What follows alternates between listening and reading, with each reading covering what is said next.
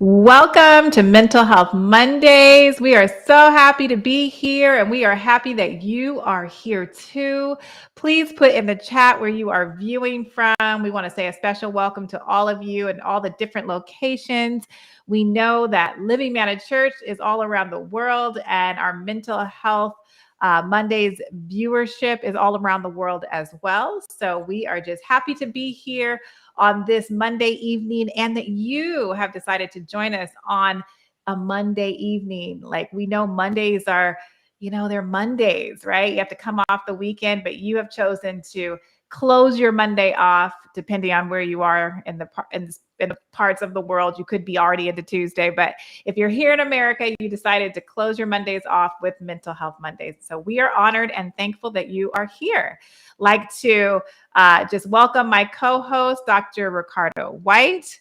Good to be here with you, sis. And Yes. Of course, we got to say hello to our partner at a distance, Clint. Good to see you, man. Yes. First Yes. up.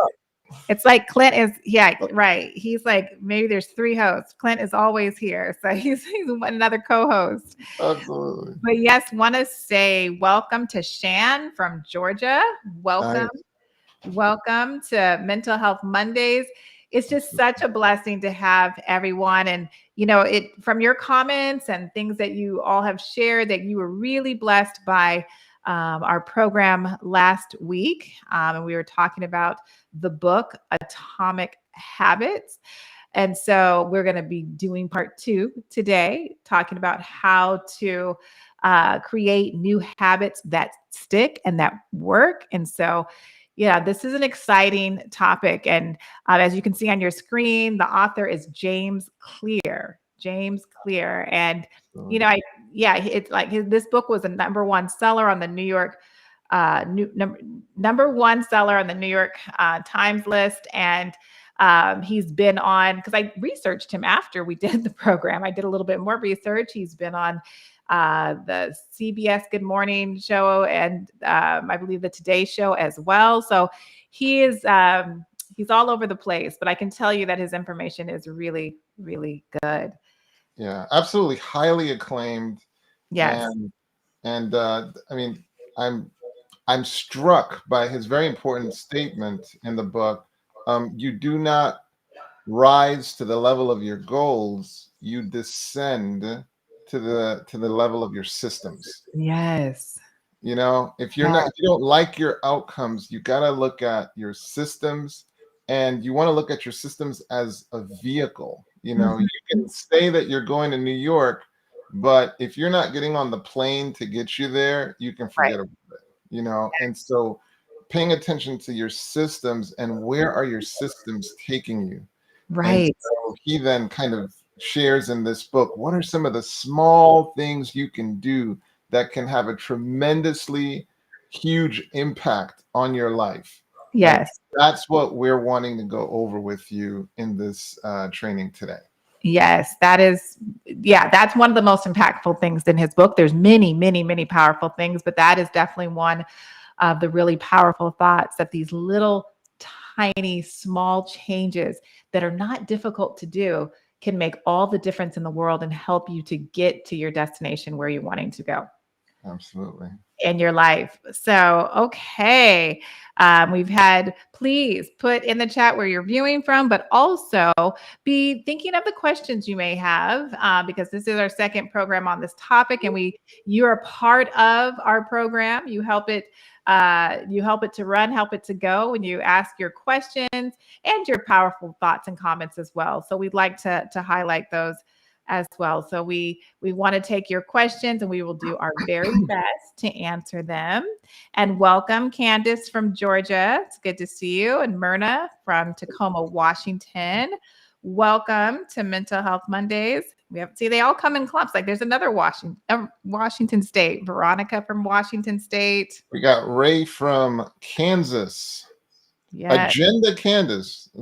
That's interesting. That's a cool name for a town. Agenda. Yeah, agenda. They got it. They better have it together. I tell you that. That's right. They better have it together. We have David from Philadelphia. Oh, Amra. Yes, stormy Northern California. Wow, God, yeah. Yes, it's raining over here. Oh man, I should have talked about that first. I forgot. Yes, I don't know how I forgot. My mom and our son that live in Central California, they lost power yesterday Oh wow. mid-morning. It came Wow. back today in the afternoon. So Wow. yeah, they're closer to the coast, but Yeah. they had what they say is hurricane wind. So we're definitely praying for California because when I see it all on CNN and MSNBC and the national news, it's like, wow, this is not just some basic rainstorm. This is a huge thing for all of you in California. So Yeah. stay Yeah. safe and That's the goal. stay safe. Um, yeah, stay safe. Yes. Welcome. Go ahead. Takara Yes, from Indianapolis, Indiana. Indiana. Welcome back. Yes. Welcome back. Welcome back. Good to see you. Good to see you.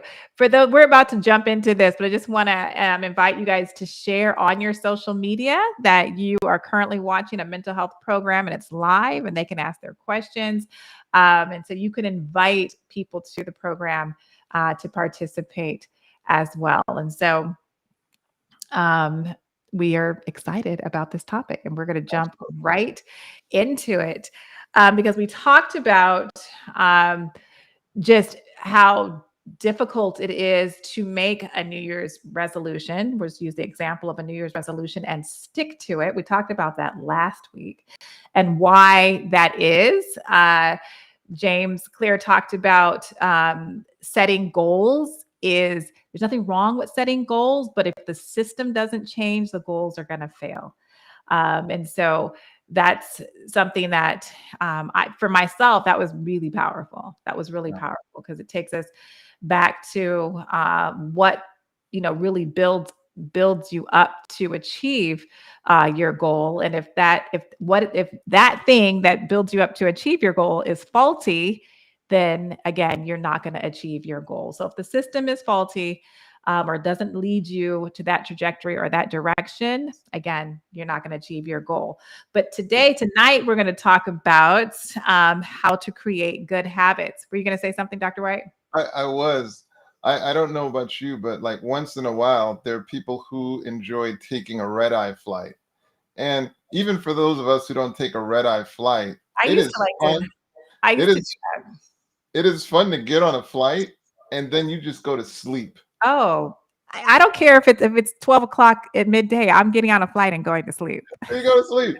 Yes, I And go. part of that is that's the kind of comfort you can have when you've built the right system. It's Yes. like you can rely on that system to where it is just going to take you where you're trying to get to. Yes. And that's why you put so much intention. That's why the airline industry is so regulated because there's so much comfort you can have that Right. you getting on that plane, you're going to get to your destination. That's the kind of attention we have to put into the systems that are deciding the outcomes of our lives. Over Yes. to you. Yes. Well, in the book, Atomic Habits, and let's ask this because we did encourage you all to get the books. Did anybody that listened to last week that's here, did anyone get the book? And again, we're not promoting it because we get something from it. We're promoting it because it's a fantastic book. So we're just curious if anyone actually got the book. So you put a 1 in the chat if you got the book or got the audio book. And it's okay if you didn't, but Absolutely. we would just like to know. Right. Absolutely. Yes. And so the first law in creating good habits that the book Atomic Habit talks about. All right. So, okay. Well, JW Box have read that book before and it's a really good book. Okay. Well, you have the book because you had it already. Well, good for you.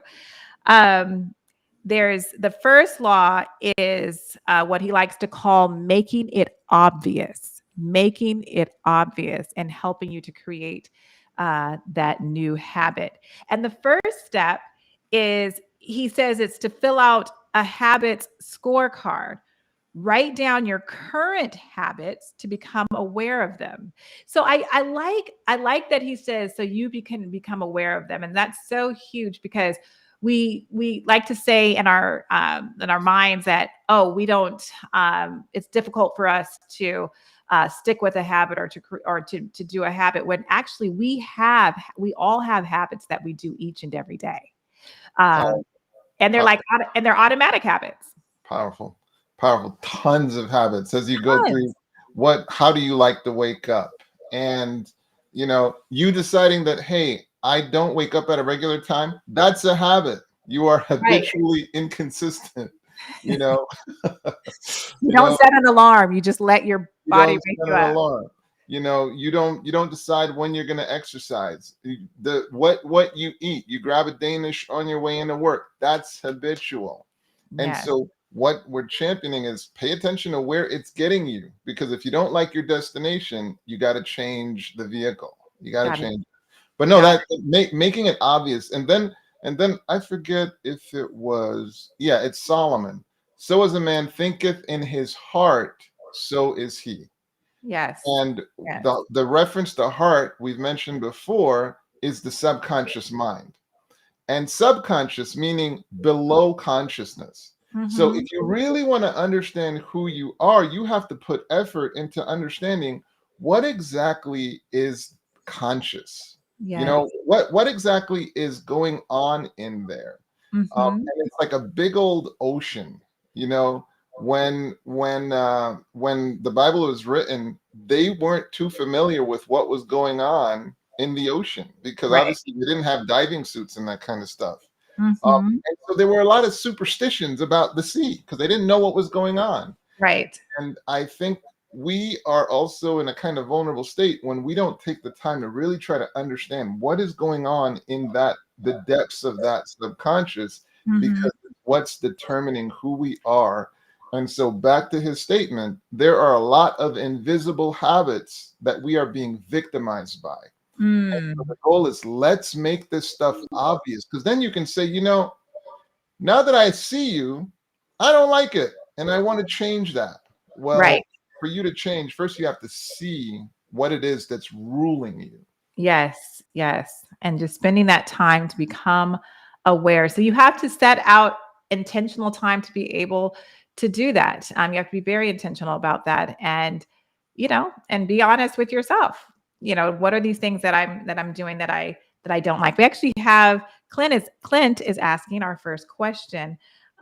He said, how could we apply these principles to a family unit? To a family unit.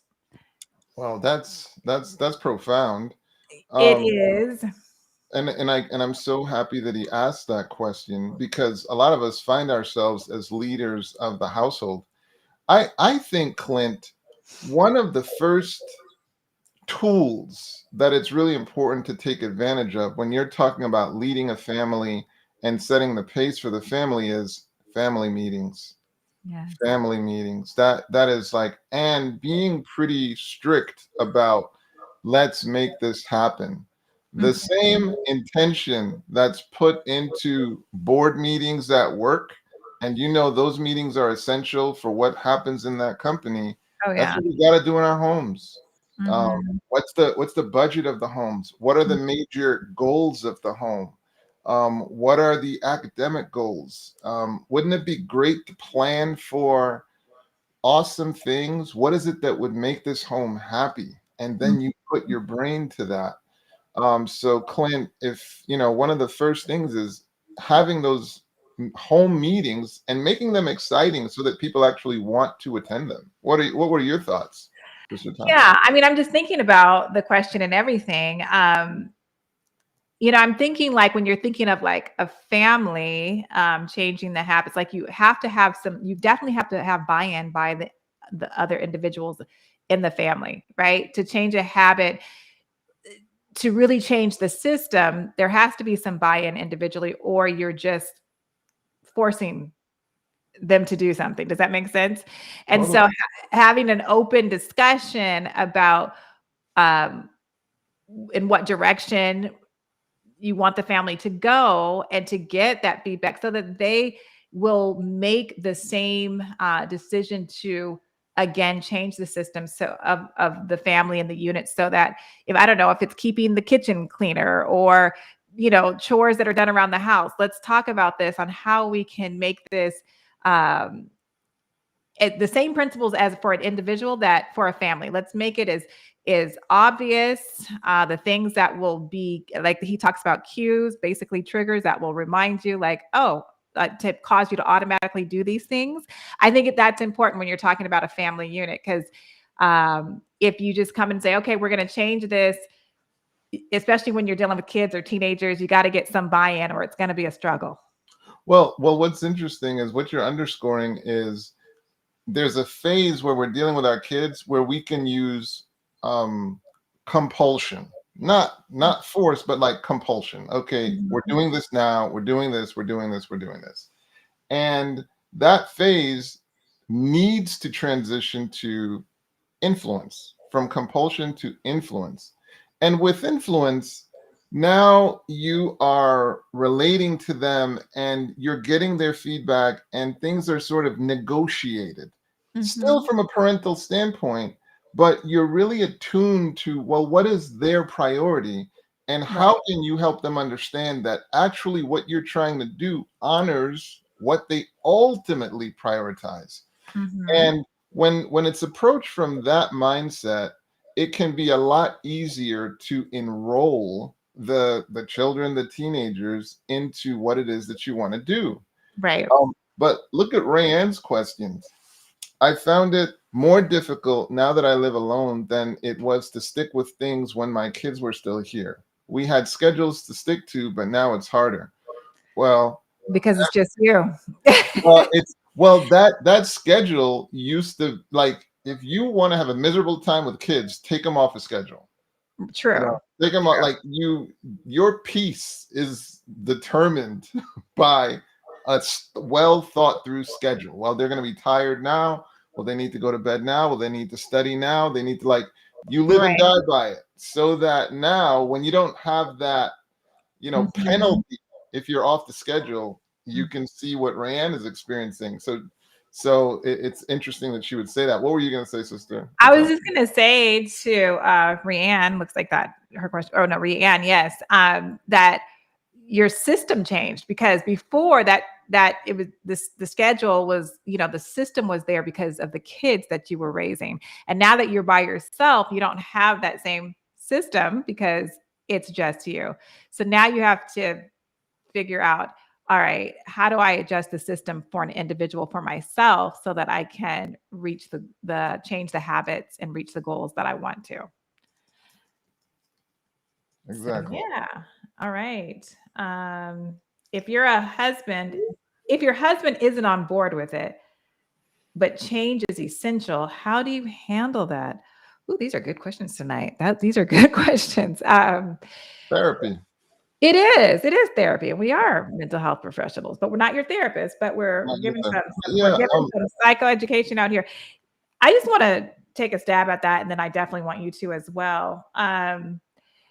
It's a good question. Individually, of course, like what we're talking about is you're accepting the changes that you can do for yourself. Like, you can't change your husband. You can't force him to want to, I don't know if it's a family change or if it's a household change or what it is. But of course you can do it for yourself. And how do you handle when he doesn't want to do that? Again, you cannot force him, but you can lead by example. You can show him show by example how this is working for you and how efficient things are going since you changed the system within your own life. And so let's just give the example that maybe you're wanting to do a tidier household or different things like that, or I don't know what the situation is, just throwing that as an example, but you're starting it in your corner. You're starting those little changes every single day. And he's seeing how that's working for you. And you're cheerful and you're happy and you're not as stressed. And again, you're making it look attractive to him. Now, he again has to make his own decision about that. And harping on him or yelling at him, that's not gonna work. So you can't do that. Yeah. There's a myth that you can't change people. But we can influence one another, and Mhm. we do it all the time. Now I said therapy, and I apologize for sounding kind of just tongue in cheek and oversimplifying it. But there goes into a lot goes into trying to get the relationship to where you are partners rather than adversaries. And I think as couples, we do have to take the time to figure out, you know what? How do I what am I prepared to invest to make sure that our relationship is one where we're partners? And the question then comes down to, okay, what perhaps has my husband asked of me that I'm not so ready to give? Mhm. You know? Mhm. And could it be that when I give that thing, it might make it easier for him to give his thing? So it's a lot of giving and taking in the relationship. We make bids, and over a and I should define a bid. A bid is a request, you know, and bids can be big. Um, let's have our mothers move in with us, and bids can be as a, kind of made you gasp, this sister. And then Very big. bids can be, hey, today was a hard day. Bid being, hey, can you validate? Can you validate the fact that I'm working hard for us? You know? Mhm. Yeah. So so we're always making bids. And when bids go unanswered, it can then lead us to start turning away. And Mhm. now we're noticing, you know what? I can't get this person to respond to any of my requests. And Mhm. they might be thinking in their mind, I can't get you to answer any of my requests. And you might be thinking, but I'm giving a ton. Mhm. And that's where at the start of Mental Health Mondays, Sister Atonte talked about real giving. Hmm. Real giving. Are you really giving? Are you really giving real giving? So what is real giving? Real giving is not giving what you want to give. Real giving is giving what that person is asking for. Right. And that can be tough. I'll give you a little simple, a silly one. So we make shakes in the morning, right? Um, and so my wife would be like, "Hey man, make me a shake," and then she'll say, "Put it in a cup." I'm like, "What? Well, what else do you put in it? A glass, No, I mean, I'm serious. What do you normally put in a it? glass." Like Oh, a glass. I thought you said wants at to last. Okay, she a wants to put it glass. in a plastic cup, and I'm just I don't know how you You want drink it to be you want it to be more, like, elegant, like, elegant and "Oh, like the okay." way it feels, the way it looks, you know? Like, But do you imagine going to a restaurant and they give you a plastic cup? maybe is she taking it on the road, like, in the car? Like, is she going somewhere? Because maybe she No, has more. we could be sitting right across. She likes it in a plastic cup. Well, it's what she likes. See, that's what you got to do. I like have to put my nose up like okay, well, all right, this is how you want it, so this is how you get it. You got to give real. Wha You got to give it how that person wants Yes, it. yes. And That's a so huge lesson in marriage, and it's a huge lesson to learn and takes a lot of maturity. But go ahead. absolutely. Absolutely. So we're sorry we kind of beat that to death. Ray, I think it was Ray that brought that up. But sometimes the commitment to really say, okay, you know what, partner, what is it that you want? Let me give it to you the way you want it. Yes. Sometimes that can open the door for you to get that thing in return that you really want. Mhm. So just be Mhm. aware of that. Over to you, sis. Yeah, no. Amen to everything that you just said, and, I just wanna say, like, as far as, new habits, like and there are household things, and I keep going back to that because a lot of times the management of the house, you know, people get into disagreements and they want to create new habits. But, really a lot of the habits that need to be created is individual habits. Like the habits that my husband needs to create are his, they're individual to him and mine are individual to myself as well. So if we focus on ourselves and of course, let our spouse focus on them, on their stuff, and we lead by example. We definitely can have an impact and hopefully helping them wanting to come together on some of those joint things that you can do together for the success of the home and for the family. So, Absolutely. yes. And so I want to go to, we're looking at how to create good habits. I'm sorry, did we answer this question? Because I don't want to pass by. I How do think you this, I think this is going to answer this question, but we can go ahead and read it. how do you keep your resolutions without getting tired of doing the same thing over and over if you're a person that likes change? Do Well, you yeah. Well, I was just going to say they keep saying keep doing the same things over and over. But if you're wanting to do something new, then you're setting out a new resolution. And we're about to talk about how to create habits that last, create habits that last. So hopefully this will answer that question. But the second thing, after you become aware of the current habits that you do every day, those automatic habits, um, that we do, like we don't tell, there's a lot of things that we do that we don't consciously think of. So they're in our subconscious. Our brain is working, but it's in our subconscious. It's not in our conscious mind that we're telling ourselves, okay, do this. We automatically do those things. And so keeping number one, keeping a scorecard of those habits. The second thing is use implementation intentions.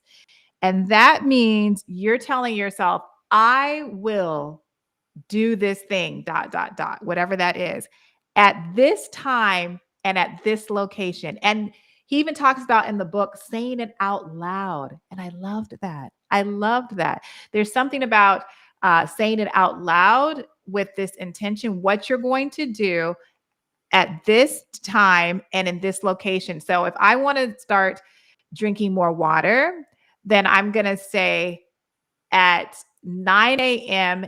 in the kitchen, I'm going to drink 3 glasses of water or, 3 cups of water. And so now I have I've said the time, I've said the location, and I've said it out loud so that, like, it's almost like you have, let's just say, a job appointment for your job, right? You're going to make that appointment because your boss said you have to be there at this day and this time. And so it helps to motivate you to be there and to do what you said you want to do. You don't just say, oh, I want to drink more water in 2024. No, you have to say, at this day, at this time, I'm going to drink 3 cups of water. And then you do that for however much water and whenever you want to, as you want to continue to do that throughout the day. Yeah, I really like the talking to yourself. And I know that sounds strange coming from a psychiatrist, of course. I tell my clients all the time, the healthiest people are the ones that talk to themselves in their minds, not out loud to false things, but because they're having a conversation with themselves, telling themselves, okay, maybe you shouldn't say that, say this, you're having a conversation. Right. Well, but I am championing the explicit, the explicit of like the talking and the declaring. It's very powerful. Now, obviously, if you're working in a corporate setting and people are watching you, they do not want to see you talking to yourself. Yeah, you don't want to talk out loud and say that. You're not trying to get yourself fired or sent to the psychiatrist. I was, you're not going for that.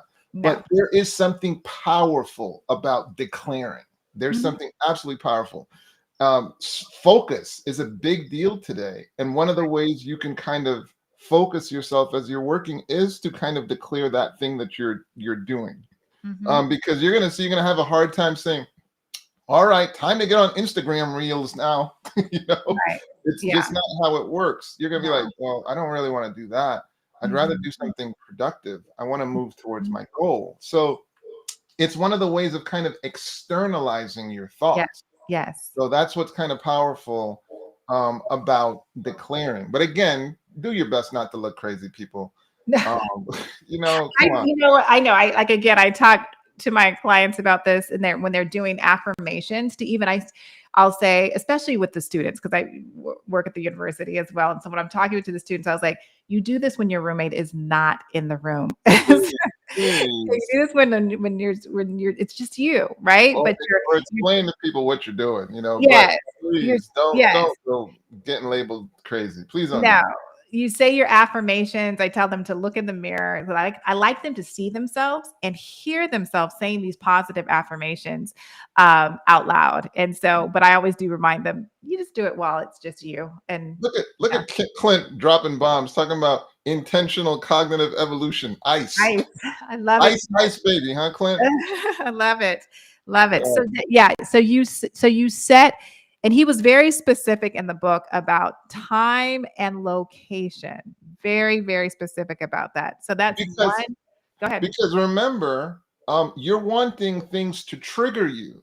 Yes. You're wanting to leverage triggers. So Yes. and you're trying to get this external cue that's going to automatically push you down doing the behavior that you want. Again, remember, putting intention into the system. You want your environment working for you. So you want that when you see that thing, you know that now it's time to do that thing. So for me, there's like a thing that's right in front of my couch. So when I look at that, I remember, hey, did I do my sit-ups today? Because that's where I do my sit-ups. You Okay. know, and so it's like it's this visual cue.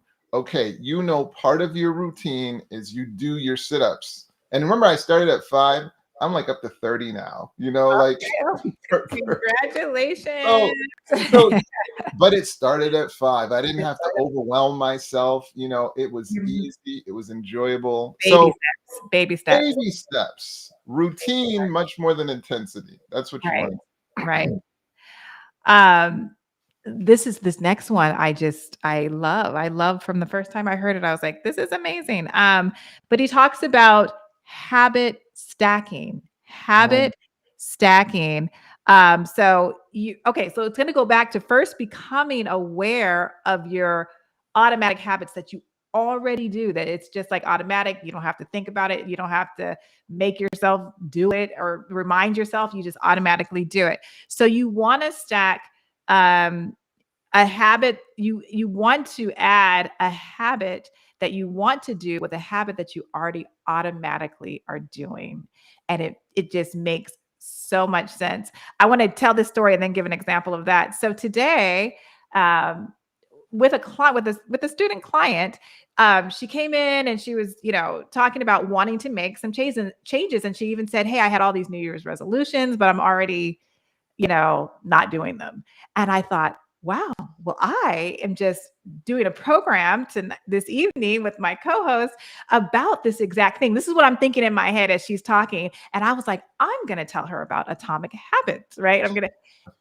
She said, and before I could even say it, she said, I bought a book to help me.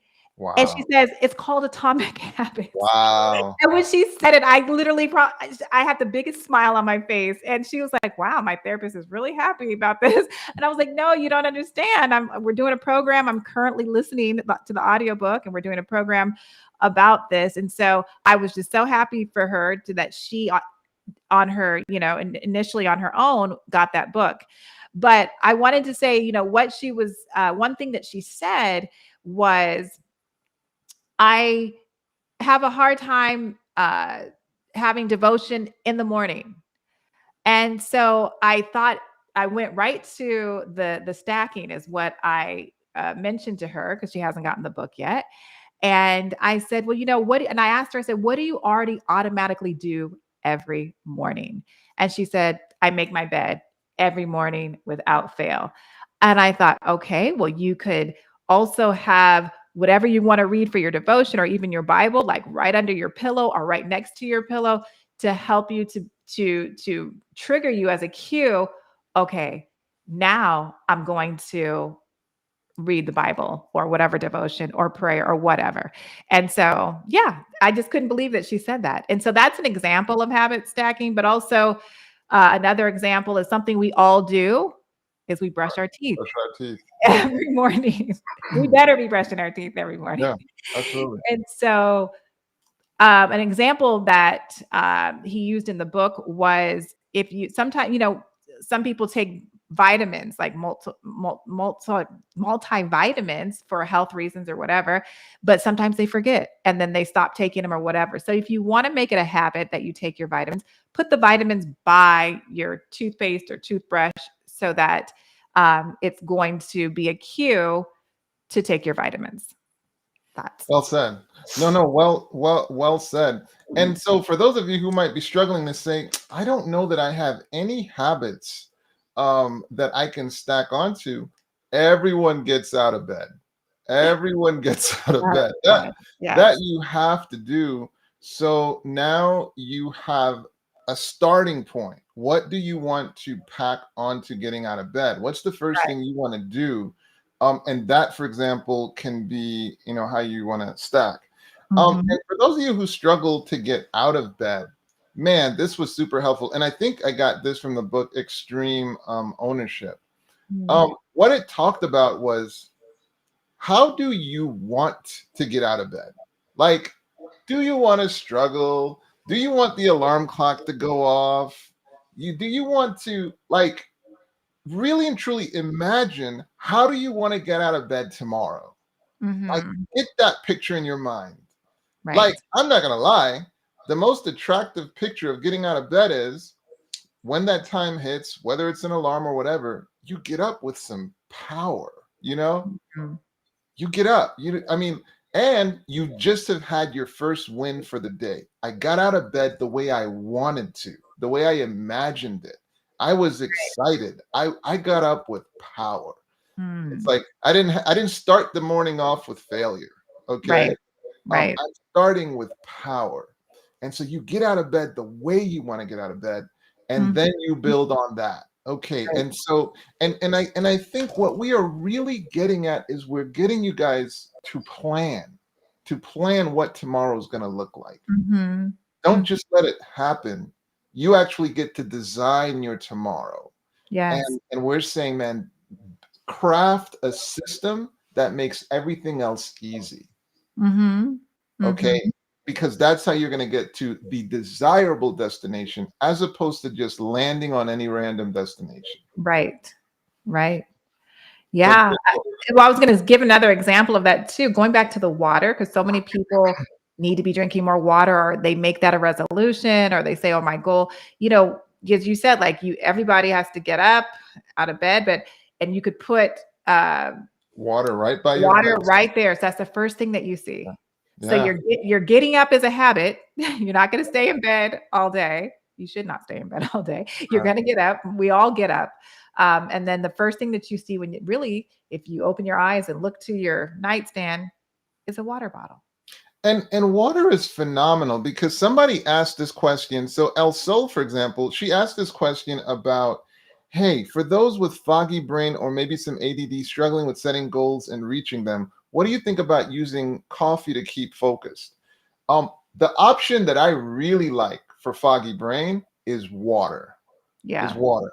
So many people, part of what they're experiencing is dehydration. Now, obviously, we're not your medical practitioners or whatever, and there are people who they have to be careful about their water consumption. So obviously, consult your medical team.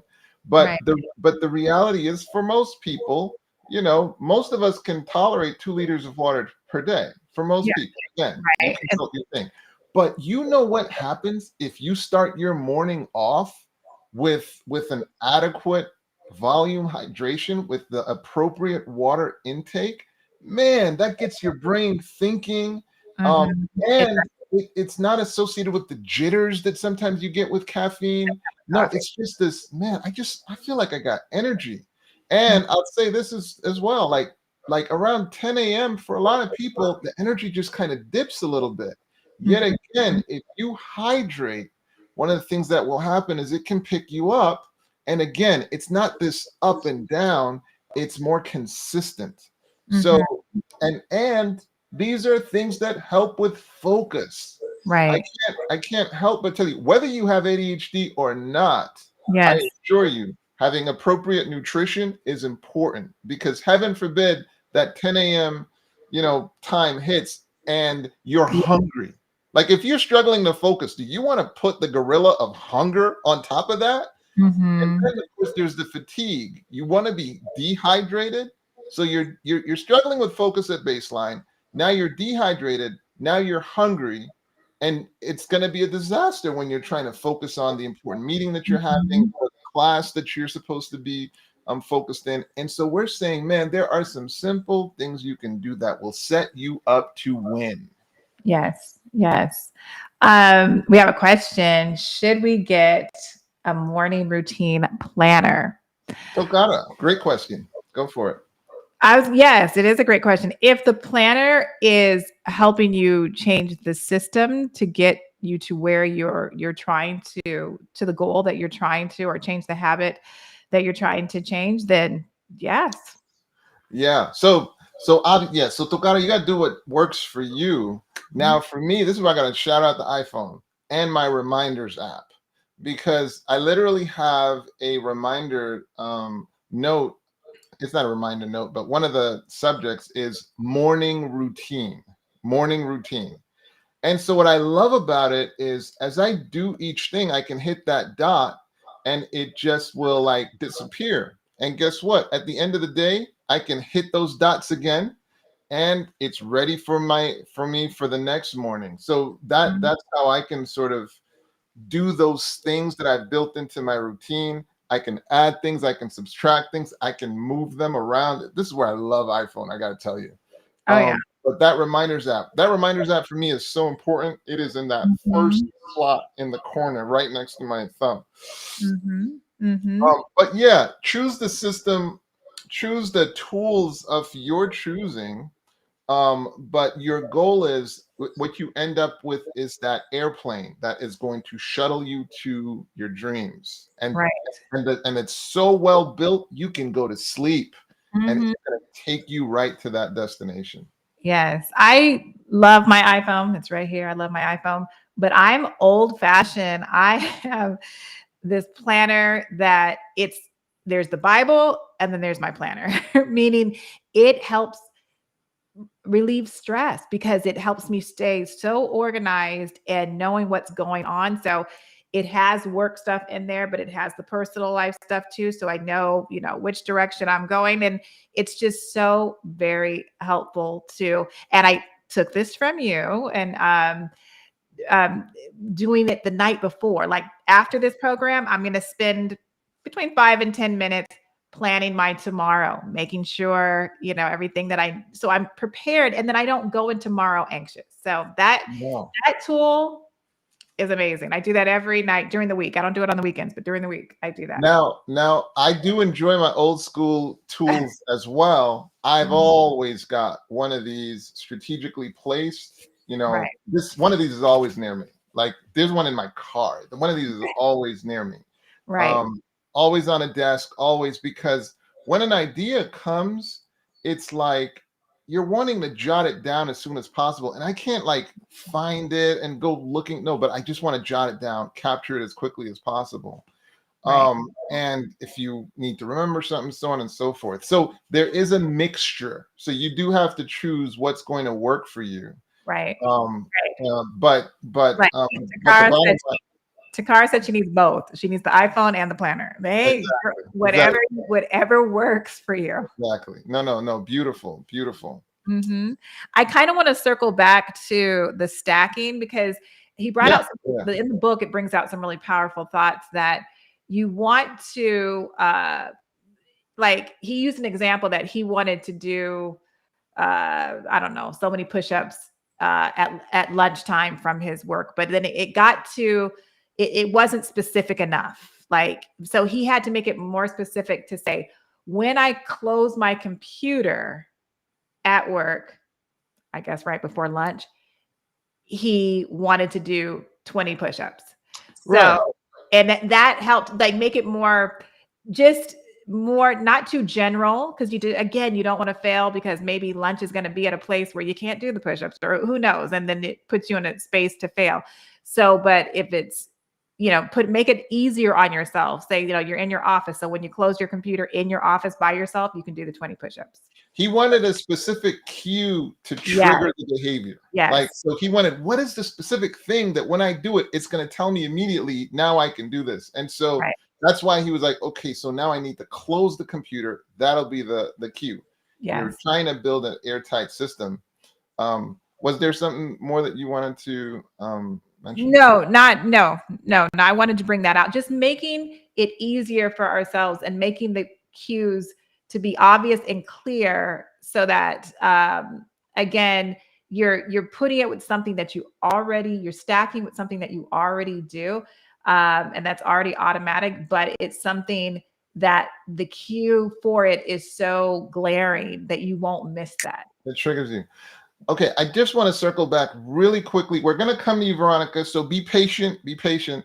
But Deborah, you had asked that question. How do you keep your resolutions without getting tired of doing the same thing over and over if you're a person that likes change? And so, as Sister Atonte said, all of this is answering that. But one of the specific things that he highlights much later on is he talks about tracking, like tracking your habits, Deborah. And one of the things that he mentioned is giving yourself a visual cue that you're engaging in that activity. What you're really doing is you're sort of engaging in gamification. So, for example, Deborah, he talks about purchasing a calendar where you can mark X's so that as opposed to being bored by, hey, I'm doing this every day, you're going to see the reward of an X and you're going to see this like line of X's where it hasn't been broken. You're going to get this string of unbroken X's. And so now the game becomes, how long can I maintain this unbroken streak? Right? And so now you're getting this visual reminder to keep at the activity. Remember, what I'm championing is that you have a dream. You have a dream of, I don't know, let's say you want to lose 10 pounds or something like that, right? 10, 20, whatever it is. It's like, it can be so overwhelming if the focus is on losing this huge thing as opposed to, no, let me make sure that my behaviors are congruent with this goal. So I need routine and I need that visual reminder. I need that visual reinforcer. Hey, I'm doing it right. I'm doing it right. Let me see how long I can keep this streak going. And then, so you fall off one day. Guess what you do? You get back right back on and see how can let me get another streak going. So Deborah, gamification rather than the boredom of I'm doing this every day. No, it's gamified that I'm improving my life. I'm moving closer to my goals.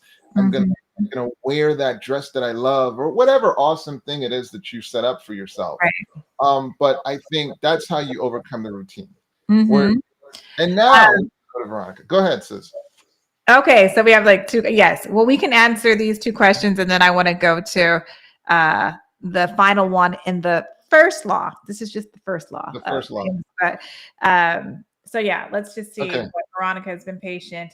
Is it just as important to make goals, not to do something, as it is to do something? I love that question. That is a great question. I love that question.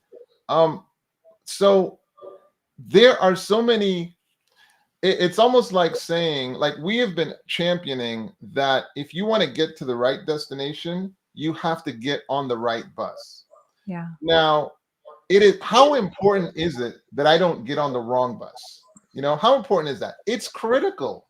But I'll tell you what I don't do. I don't waste time paying attention to all the wrong buses that are going on. I don't like, well, let me make sure I know all the buses that are not going to my destination. No, I make it a point to really hyper focus on what's the bus that's going to my destination? What's the plane that's going to my destination?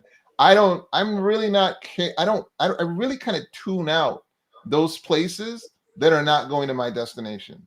I'm sitting with the people that are going to my destination.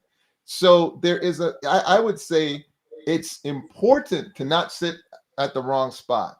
But the real tool is, let me really hyper focus on where I'm trying to go. What are the activities that I'm trying to do that are more aligned with who I'm becoming? What are your thoughts, sis? No, I agree with what you're saying. And I think that if we go back to last week, what he was talking about, making that 1% change, and then in a year, a daily little baby step every day, you'll be a change. You'll be 34% changed. You'll be more changed of a person, 34%. And that's a huge amount of change in just a year, 34% from who you used to be. So I think when you're making these positive changes, you're you're losing the negative ones that you're wanting not to do. So you're going in a different direction, leaving it behind. Like Veronica was saying, she doesn't want to be on social media as much. Okay, so make a baby step every day that you have less screen time. And by the end of the year, you'll have 34% less screen time than you started the year. So taking those baby steps. Well, this is a critical tool that we used in addictions. Yeah. Rather than I'm not going to fill in the blank, drink, smoke, what have you. What am I going to fill that time with? Right. Right. More so than what am I not going to do? Well, what am I going to do? Yes. If I'm not going to do the screen time, what am I going to do? What is the activity that's more congruent with my goals? Right. Maybe Right. it's time to start sitting down with a book. Maybe I'll keep a close book, a book close by, so that when I get the urge to look at the screen, instead I'll jump into the book. Yes. Just so happens the book is teaching me a skill that, heaven forbid, is a high income skill. Right. Here I am improving my skill. It's improving my ability to gain finances, and that's helping me more towards my goals. So there are tools you can use where, much to Veronica's question, it's not as much what I'm avoiding, it's actually what am I putting in place Right. to support the behavior. Right. Right. I want to look at this last tool. And like I said, the first law that he talks about on how to create a good habit, he talks about design your environment. Design your environment. Make the cues of good habits obvious and visible. So he talks about design your environment, meaning if where you do work is in the office, then you just do your office work or your business work or on the computer in the office, and you just eat in the kitchen, and you just you go to bed in the bedroom, meaning like you're not watching TV and all of these different things. He used an example, and I'd heard this before, especially when people say they have a hard time going to sleep and they can't fall asleep. So there's something called sleep hygiene, and they don't want you to get into the bed until you are sleepy, and sleepy to want to go to sleep. Meaning, like, you don't get in the bed and get on your phone and do something else. No, you're training your body to know that when you get into this thing called a bed, you're training your mind, I should say rather, that's when you sleep. And Right. so if you can sit up in a chair and read a book, you're not telling your body to go to sleep until you don't get into the bed until you feel sleepy. And because I think what they're getting at is good sleep hygiene is programming. And Right. sleep is a perfect example of how you can get visual cues that will tell you, hey, you know what, now it's time to go to bed. Mhm. So it's the pineal gland that produces melatonin, if I'm Right. not mistaken. The bottom line is Mhm. melatonin is released in direct proportion to how dark it is. Yes. Darker it is, the Yes. more melatonin is released. And melatonin is a natural sleep aid Yes. as produced by the body, So the one that you take externally, like, there are people who have questions about that. They're experts Right. but the one that you produce Yeah. naturally, that one really can help you fall asleep. Yes. So look at that visual trigger. Like, you literally have a visual trigger to help you sleep. That stimulates a chemical to be released in your brain that Mhm. makes you sleepy. Well, then there's a right temperature. So usually, if the room should be a little on the cooler side. So it's dark enough, it's Yeah. cooler, it's quiet. Look at all these visual cues. And Yes. then, as Sister Tante is talking about, you get in bed. Now, for the young people, I wouldn't just wait till you're tired, because you're going to get tired about 1 a.m. So no, your goal is Your goal is no, you get to bed and you inform your body it's time to Time go to, to sleep. yes, So yes, you don't have all kind of stuff going on in your bed because now your body sees it as doing this, doing that, doing this. No, as opposed to no, this is where we sleep. Okay. right. So just wanting to make sure that you leverage the environment, Hmm. cue the behavior, and in this case, the behavior you're cueing is helping you fall asleep, leveraging the environment. Right. And so we just use that as an example, but for any habit, controlling or design your environment will help you. And just again, setting that signaling to your mind that cue that will help you to create that new habit. So yeah, there's a lot there, and this is just the first law. So I Hey, want to say that we can do a part 3 because we're not yet. There's so much. There's still yeah. so much. Look at But we, Rayanne. Rayanne said, should we do mini celebrations when we reach harder goals? You should do mini celebrations when you even hit the easy goals. Like you should make this reinforcer that I'm getting somewhere. Um, so yeah, so especially if you're working with like kids, what for example, what's you that little thing people used to have? I'm sorry. what thing? People used to hit it. It would be on their desk, and when they met their goal, they could hit this button, and then it made like a celebrate. You never saw it? I've seen it on people's Oh, desks. Put in the chat if you guys know what I'm talking about. If anyone ever it like, sounds like a great idea though. yeah, it is. It is. See, marketing people, they know what they're are when they create things. Somebody put in the chat, so I'm not the only person. I've seen it. I've never used it, but I've seen it. But go ahead. I interrupted you. Sorry. Go ahead. You're just making stuff up, huh, Sister I'm Atonte? not. I've seen it. Somebody I'm, help me. I'm just playing. I'm just playing. No, but no, these rewards, they drive the behavior. And as Clint was talking about with the family, oh my goodness, if you're not giving those kids some incentives, if you're not giving those kids some incentives, some rewards, you know what? If you do X, then you get Y. If you're not celebrating as a family, you know what? We hit our marker. We did X, Y, or Z. Yes. It's not fun. Yes. And I assure you, part of why those video games are so addictive is because Oh, they have built-in rewards. You yes, hear they do. and Yes. this and that and the great music and great visuals, and it's a psychological, Yeah. It's a whole thing going like on. that. There's so much that's happening. Why Mhm. why wouldn't we design our lives that way? Yes. Why wouldn't we have built-in rewards that reinforce our positive behaviors? Yes. One of the things he highlights in the book is we tend to we're not good at delaying gratification. We're not good at that. Right. And No. so if you really want Not in this society. No, right, we're not. so if you want to reinforce the behavior, you have to do those rewards. I'm so glad for your questions, Ray. Well done. Yes. And thank you, El Sol. Thank you for not making me look crazy. It's called That Was Easy Button. You never saw that?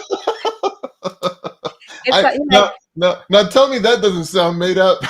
no, it's what it's like. You buy it at Staples, and he's right. I remember I've seen it at Staples, and I'm thinking that's a he, she. Okay, but you buy it at Staples. No, And so when you complete the task, you just hit it like that was easy. Like, you were able to you you know achieved what's funny? You know what's funny?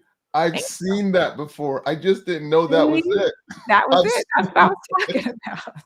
I've seen that. He tried to call me crazy. He's a I've psychiatrist. seen He was that. calling me crazy. I was gonna call you and El Sol crazy, but Also, oh, we're not crazy. I've And seen those before. Okay, you got me. I've seen those before. Yep, yeah, red, big old red, red. easy They're red. metal. And when Uh, people hit it, they feel like, yes, I did that. And it makes them feel good. They accomplished something. Interesting. Yes, Interesting. yes. Yeah, see, Interesting. Courtney Trent has one in her classroom. Good, Courtney.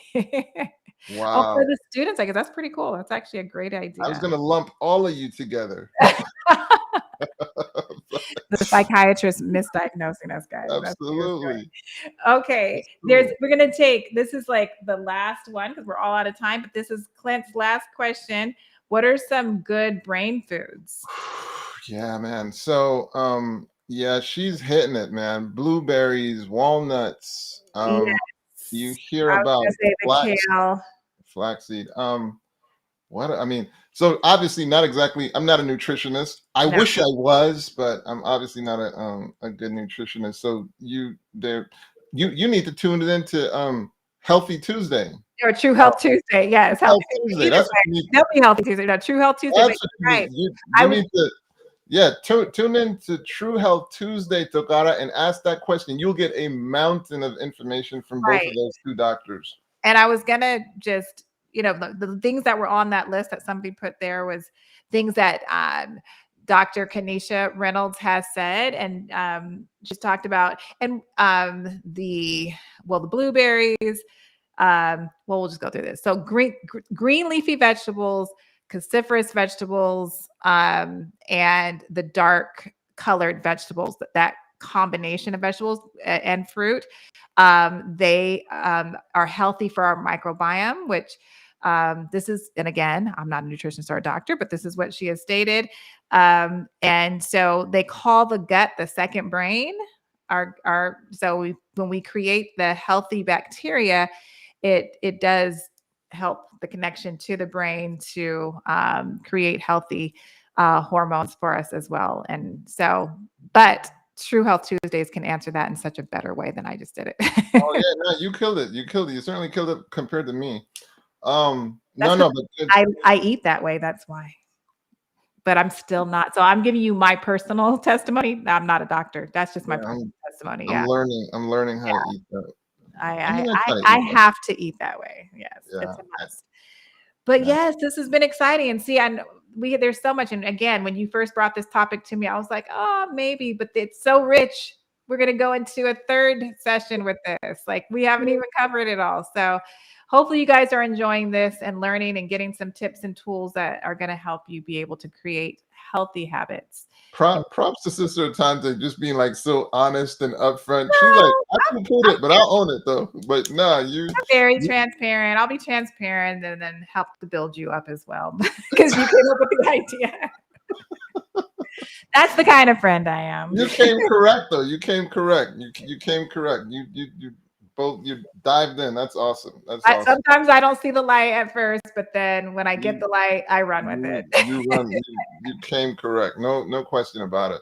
Well, Yes. this was an absolute delight, and I think we hit pretty much all the questions. You guys look like you really enjoyed the topic, and so yeah, we're excited about part 3. Super. Yes, we are. So spread the word and share on your social media. Definitely invite your friends to part 3 and let them know that they can go back and watch the first one. And after we are not live anymore, they can watch the second one as well. So definitely Absolutely. share on your social media.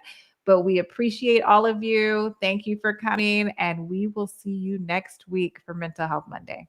God bless you. Have a good evening. Bye bye.